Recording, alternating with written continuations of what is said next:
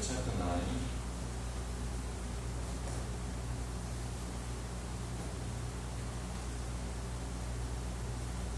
Psalm number 9. Psalm number 9.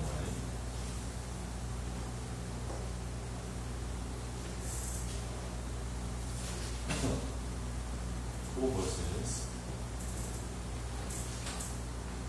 I will give thanks to the Lord with my whole heart. I will recount all of your wonderful deeds.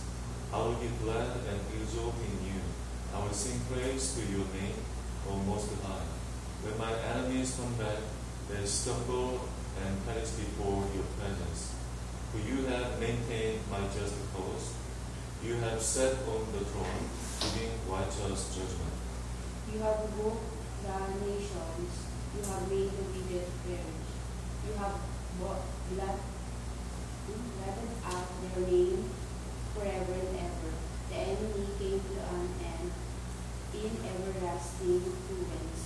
Their cities you rooted out, the very memory of them has perished. But the Lord sits enthroned forever. He has established his throne for justice. And he judged the world with righteousness. He judged the people with uprightness. The Lord is a stronghold for the oppressed, a stronghold in times of trouble.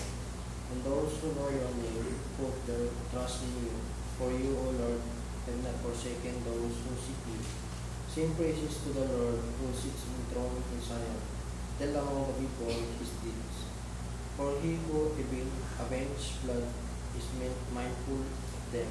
He does not forget the pride of the afflicted. Be gracious to me, O Lord. See my affliction from those who hate me.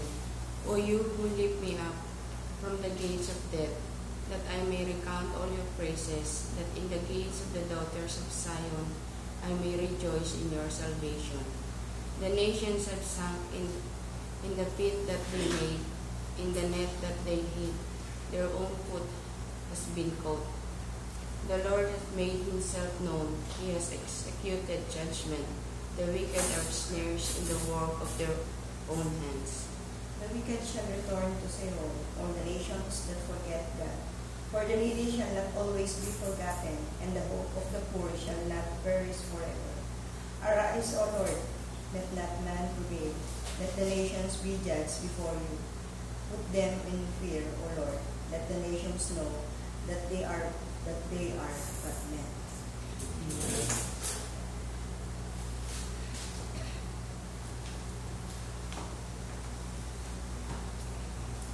Psalm number 9 is a song for victory. What victory? And verse 13, David, he was in the affliction from haters.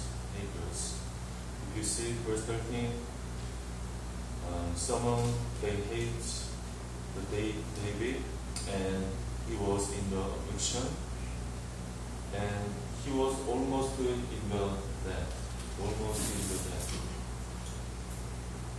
He said, see my affliction from those who hate me, and you who lift me up from the gate of death. Gate of death means he was almost dead.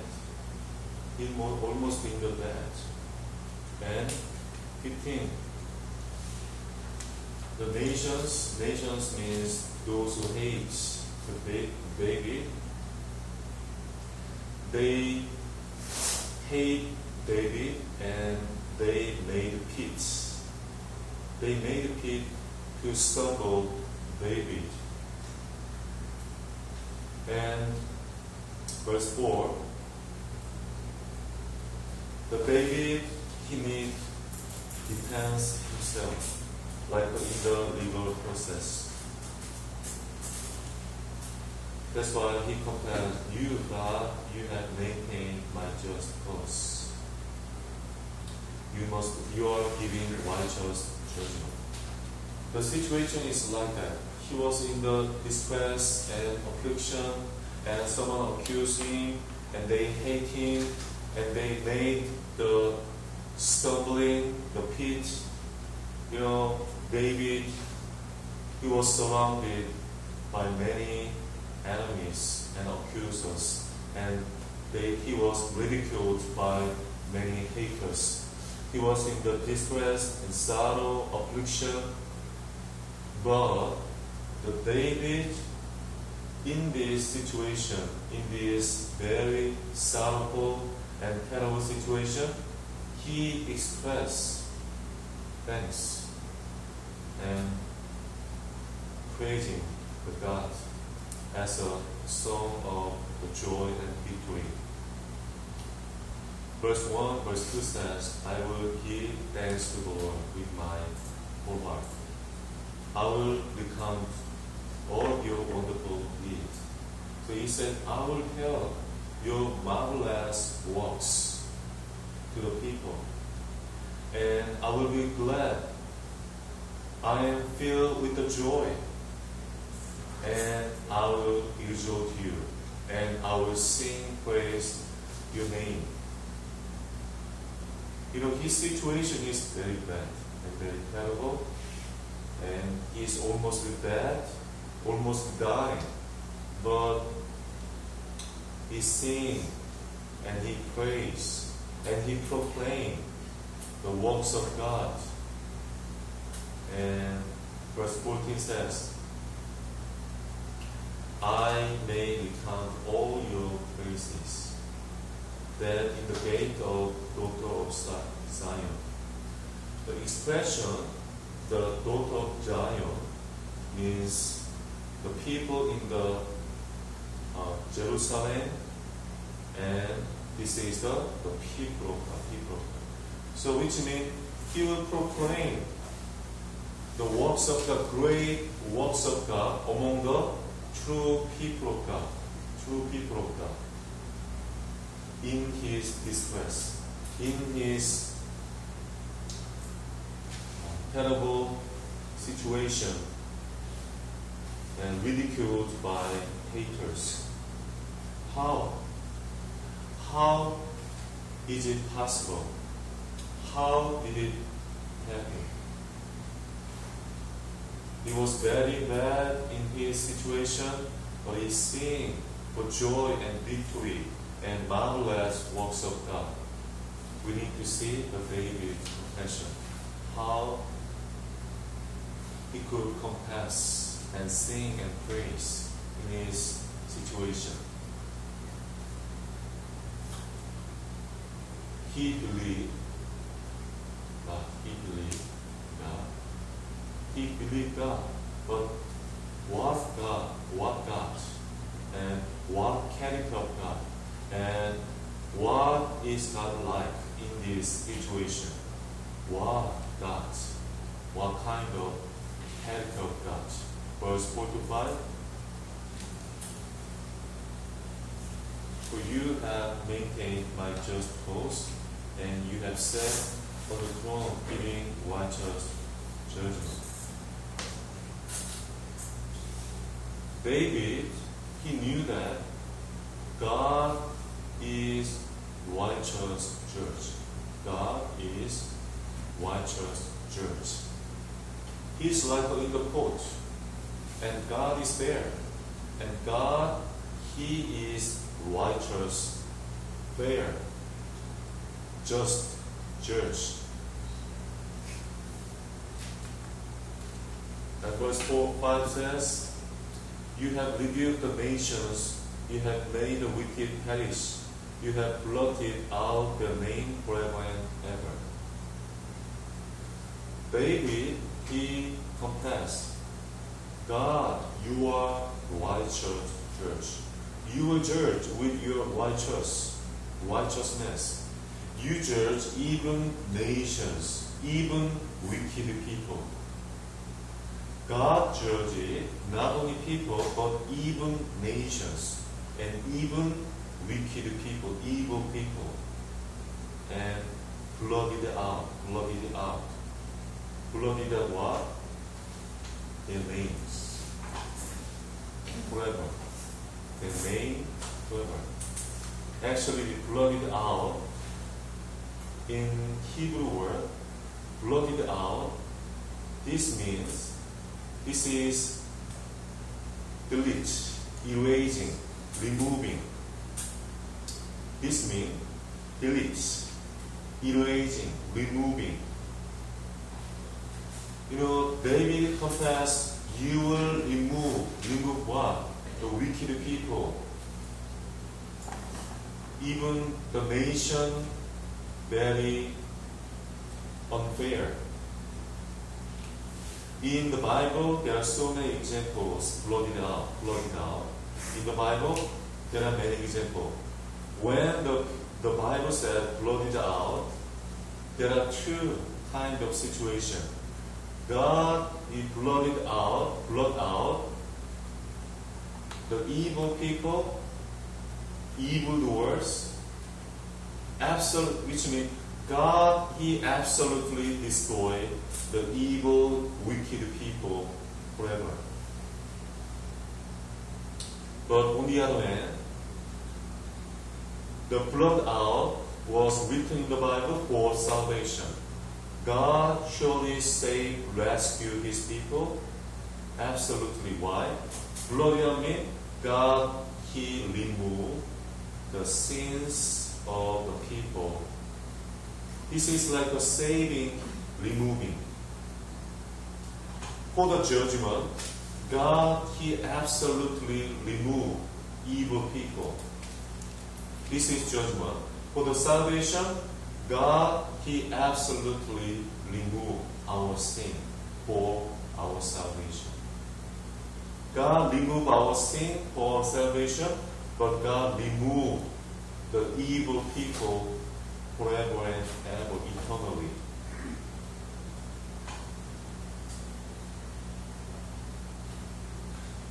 Because David, he knows that God, He absolutely destroyed evil nation, evil people with His righteousness. This is like a removing. God, He will remove the evil people, evil nations forever and ever. And God, He blot out sins of the sinner for the salvation. And verse 8 to 9, He continued to confess God is the judge, and He judged the world with righteousness, and He judged the people with uprightness. God, He surely judged the world and the people with His righteousness. And verse 9, the Lord is the stronghold for oppressed, and stronghold in times of trouble.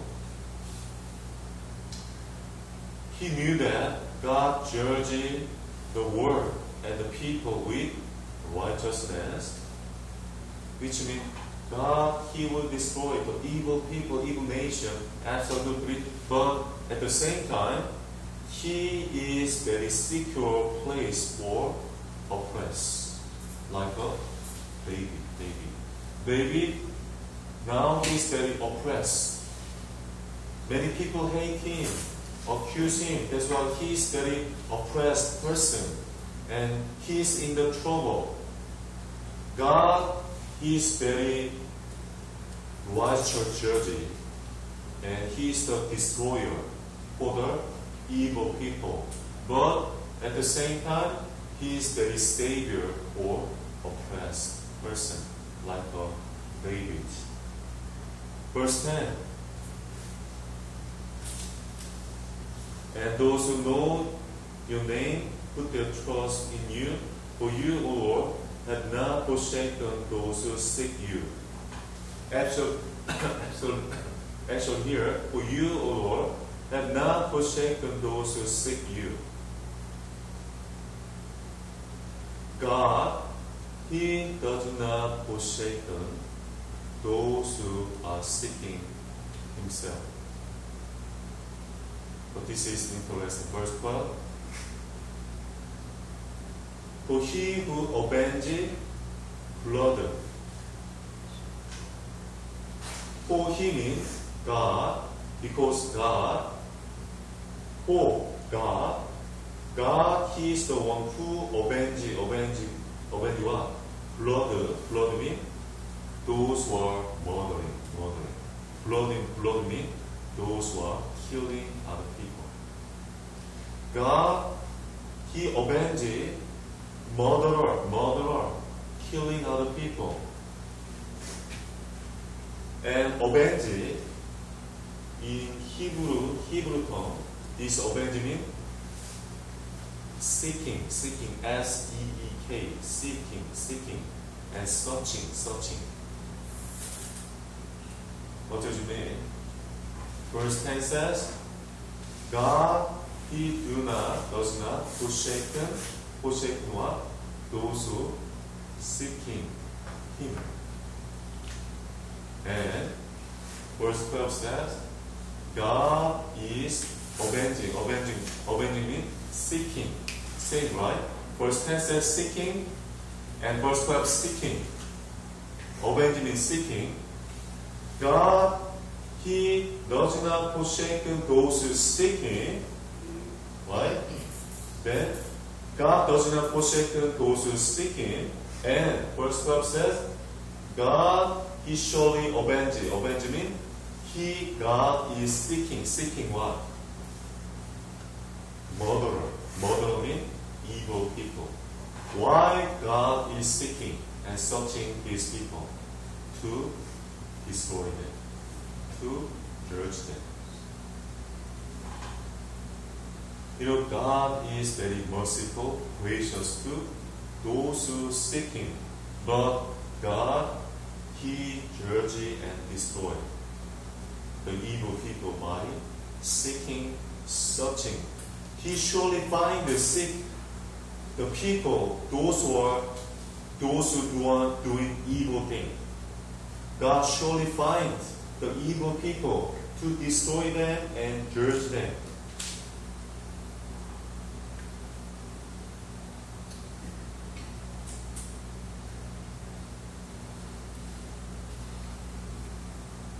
Actually, verse 10 is the keyword, verse 10. I told you already, David, he was in the distress, but he sing and praise God. How? Because he believed God. What kind of God? God judged the evil people, and He is very righteous, and He is very gracious to those who seek Him. But actually, verse 10 says, and those who know your name put their trust in you. David, because he know God's name. Actually, name in the Bible, name means the character, identity. God's name means God's character. Yahweh means like Almighty God, and who is existing by Himself. Name in the Bible, name means identity, the character. So, which means those who know God means those who know God's name, those know God's character and God's identity. God is the one who judges. God is the one who never forsakes His people, those who seek Him. If you know God exactly, you can trust in Him. Knowledge of God makes strong faith. Knowledge of God makes strong faith. That's why David, he has knowledge of God. This knowledge of God makes trust in God. That's why 2 Timothy, let's find 2 Timothy chapter 1, verse 12.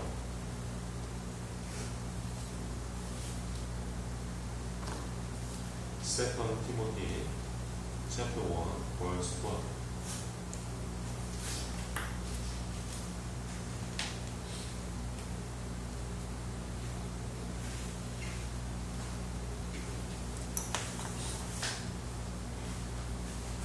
Let's read it together.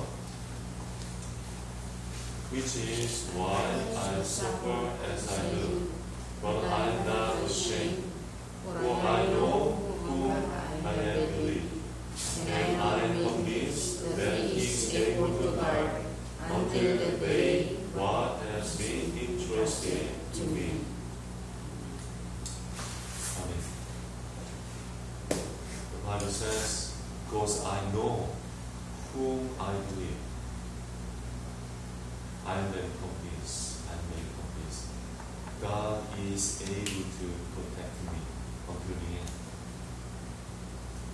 You see, because I know Him, I trust Him. The people, because they do not know God, they are so ignorant about God's knowledge. They do not trust God, and they cannot trust God. They cannot have confidence of God. Knowledge of God gives us true faith and true confidence of faith. And do you remember? I love this verse, Daniel 11:32.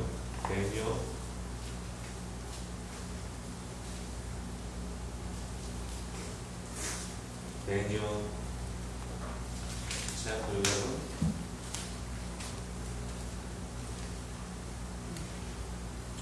Verse 32. Daniel 11, verse 32.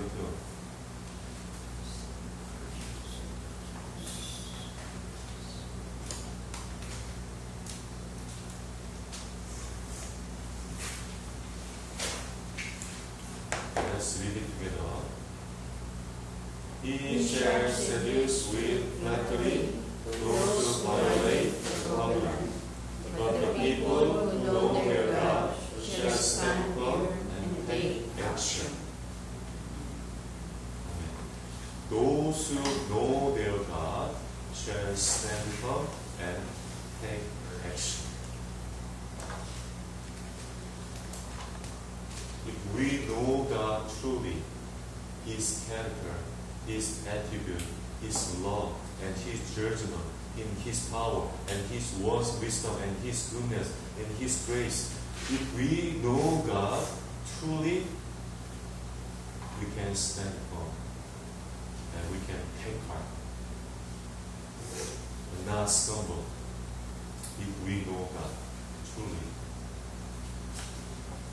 We need to know God's knowledge. God's knowledge will make us strong and stand firm. And lastly, maybe he know God, and also he know about man. Verse 20.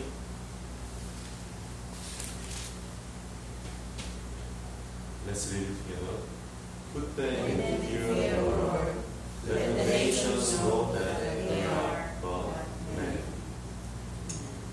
You know, the people, nations, they are only men. This man means Enoshim. Yesterday I preached about Psalm number 8. You remember Psalm number 8? What is the man that you are mindful of? This man means just ordinary, just mere, mere man, not special. This man means very ordinary and just mere man. The man, we just died physically, and we are just like a dust in the eyes of God. When we just, maybe you forgot now, when I go to Philippines, when I in the airplane, I can see the people and even our nation, Korea. The man is like a very dust, very small. You know, God, we know God is very highest and He is very greatest. And in the eyes of the greatest and highest and most highest the God, the man is only man is very small one. Our enemy and even nations, they are but men. They are but men. They are only men. If God is our heart, what can man do? What can man? The mouse is. What can man? What can man do? They are but men. Men like a dust. Because the baby he know God, he can trust in God. He can put his trust in God, and he can ignore the people because they are only men. Only men. Let's pray. Father, I pray that someone is in the distress and affliction, in the sorrow, and very terrible hardships, like a David. But Lord, we can praise you and we can sing a song for the victory in the distress because we know you. You are God, but we are but men. People, nation, they are but men in the eyes of you. You are stronghold for those who are seeking your grace. And you are the one who judges the evil and the evil nations absolutely forever and ever.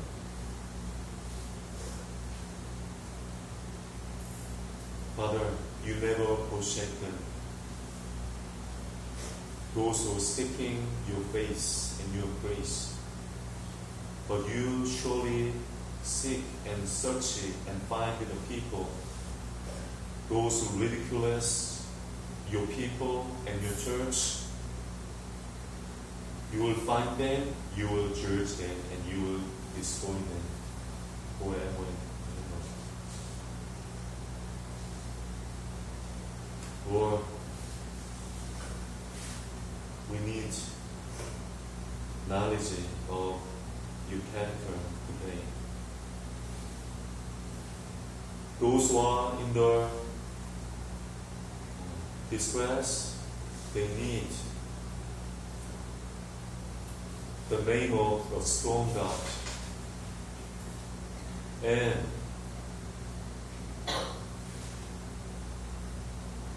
those who are sick physically and mentally, they need the name of Jehovah Rapha, the healing God.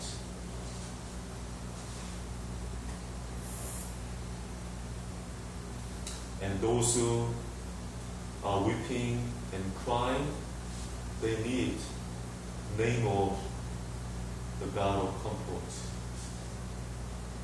Lord, you just remind us who you are, your name, and your character.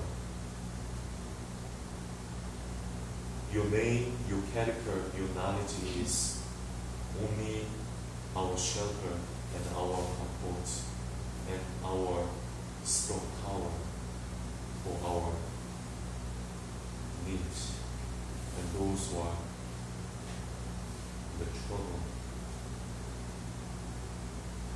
so that we can praise in all circumstances with joy and with victory. In Jesus' name I pray. Amen.